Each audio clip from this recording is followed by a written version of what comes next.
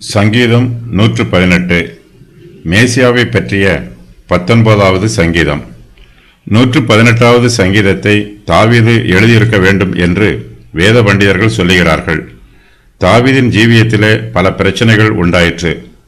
புயல் காற்றுகள் போல அவருக்கு பல சம்பவங்கள் நடைபெற்றது. முடிவிலே கர்த்தருடைய கிருபையினால் தாவீது இஸ்ரவேல் ராஜ்யத்திற்கு ராஜாவானார். கர்த்தர் தாவீதை ராஜாவாக அபிஷேகம் பண்ணினார். கர்த்தருடைய வார்த்தையின் பிரகாரம் தாவீது இப்போது ராஜாவாக இருக்கிறார்.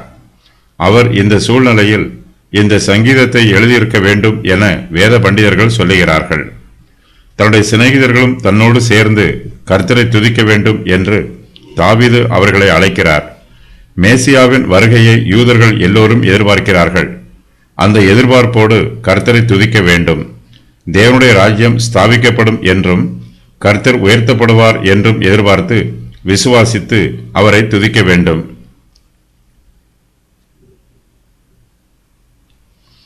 இந்த சங்கீதத்தின் பின்பகுதி மேசியாவை பற்றி தீர்க்க தரிசனமாய் சொல்லுகிறது.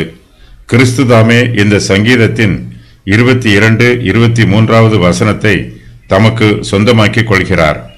தாவீது உடன்படிக்கை பெட்டியை முதலாக தாவீதின் நகரத்திற்கு தூக்கி கொண்டு வந்தபோது இந்த சங்கீதம் பாடப்பட்டிருக்க வேண்டும் என்றும், அதன் பின்பு கூடார பண்டிகையின் போது இந்த சங்கீதம் பாடப்பட்டிருக்க வேண்டும் என்றும் வேத பண்டிதர்கள் சொல்லுகிறார்கள்.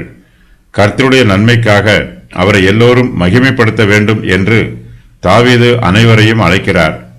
கர்த்தரை நம்ப வேண்டும் என்று அவர் தன்னையும் மற்றவர்களையும் உற்சாகப்படுத்துகிறார். தேவனுடைய வல்லமையையும் அவருடைய இரக்கத்தையும் தாவீது அனுபவித்திருக்கிறார்.